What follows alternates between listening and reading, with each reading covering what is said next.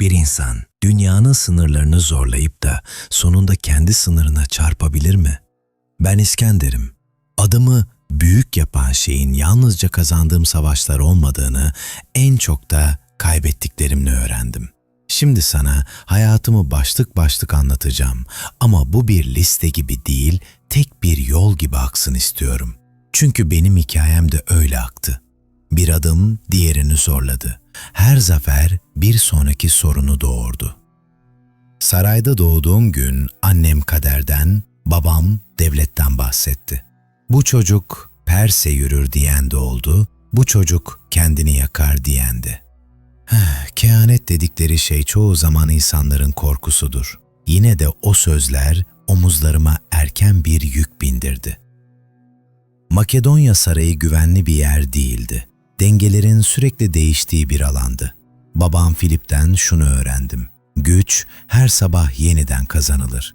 Bir kralın hatası yalnız kendini değil, ordusunu ve halkını da sürükler. Bu yüzden küçük yaşta bile susmayı, dinlemeyi, doğru anı kollamayı öğrendim. Aristoteles bana kılıçtan önce aklı verdi. Bir şehri almak başka, onu tutmak başka derdi. Haritaları açarken sadece yolları değil, insanları da anlatırdı. Gelenekleri, korkuları, gururları. İlyada'yı da elimden düşürmememi istedi. Kahramanlık, öfkeni yönetebildiğin kadar değerlidir dedi. Sonradan anladım. Fetih dediğin şeyin yarısı savaşsa, diğer yarısı yönetimdi. Bu Kefalos'u dizginlediğim gün herkes cesaretimi konuştu. Gerçek daha sade. Korkumu fark ettim ve ona hükmetmeye çalıştım. O gün babam ilk kez olabilir diye baktı. O bakış övgüden çok sorumluluktu. Çünkü artık benden beklenen yalnız hızlı olmak değil, doğru olmaktı. Babam öldüğünde yas tutacak zamanım yoktu.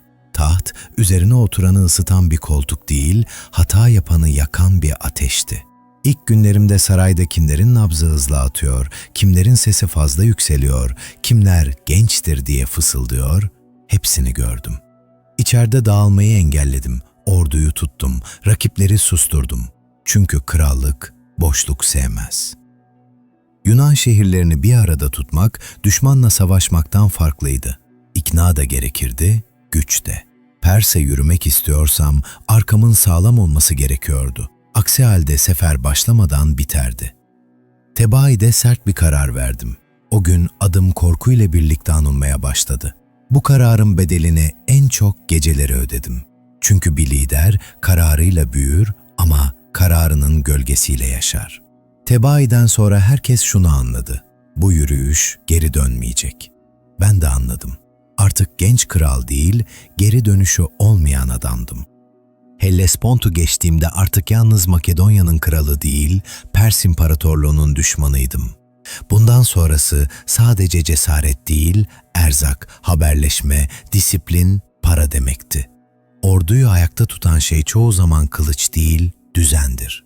Kıyıya hakim olmadan içerlere yürünmez.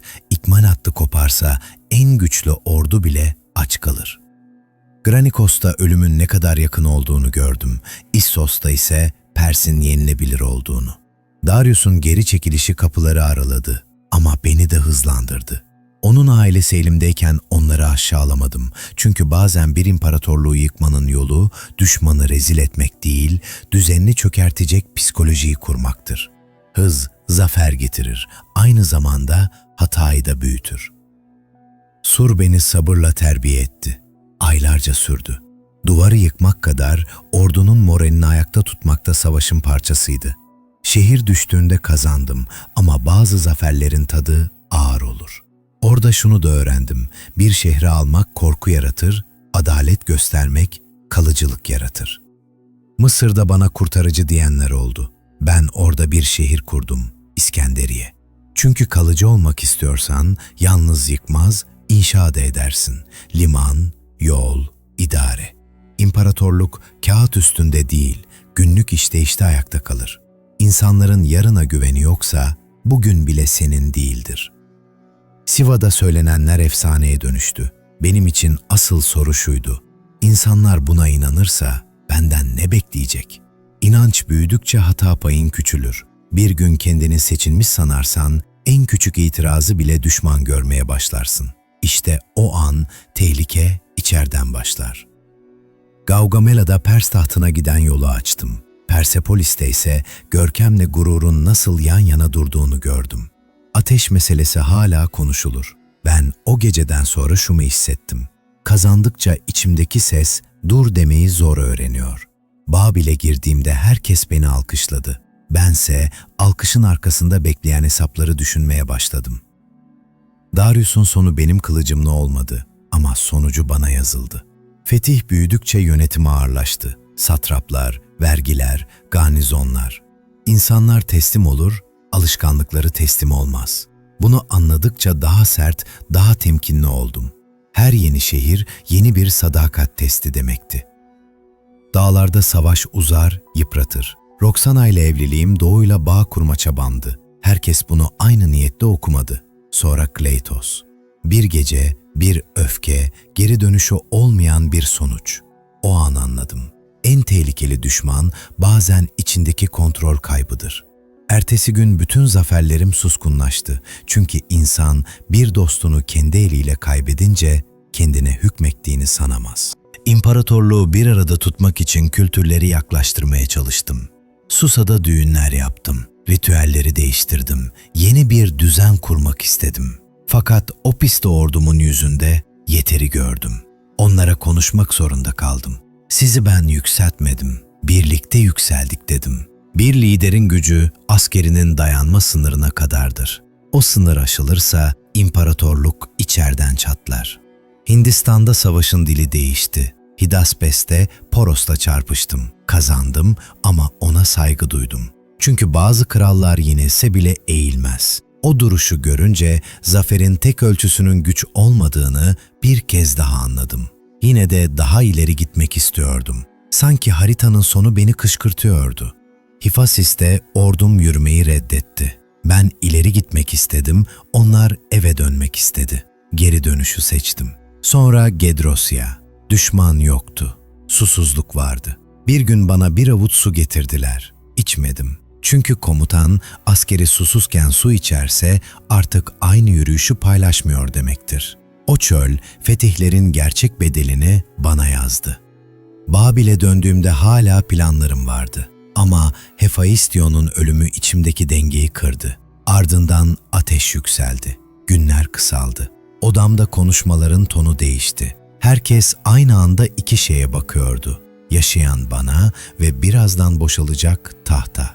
Askerlerim sırayla içeri girdi. Yüzlerinde korku vardı. İskender ölür mü? Evet, ölür. Ölürken bile dışarıda pay hesapları başlamıştı. Ben gözlerimi kapatınca imparatorluk dağılmaya başladı. Komutanlarım haritayı paylaştı. En güçlü olana sözü kulağa destan gibi gelir, gerçekte ise geride kalanların kavgasıdır. Yine de geride sadece savaş kalmadı. Şehirler, yollar, karışan kültürler, yeni bir çağ. İnsanlar birbirini daha çok tanıdı. Ticaret büyüdü, bilgi dolaştı. Şunu kabul ederek öldüm. Güç bir nefes kadar kırılgan. Bugüne bir mesaj bırakacaksam şudur. Haritada çizgi çekmek kolaydır. İnsanın kalbinde düzen kurmak zordur. Fetih yalnız ileri gitmek değildir. İleri giderken kim olduğunu kaybetmemektir. Bir gün sen de kendi Hellespont'unu geçeceksin. O gün hedefini seç. Ama hedefin seni ele geçirmesine izin verme. Çünkü dünyayı yenen çoktur. Kendini yenebilen az.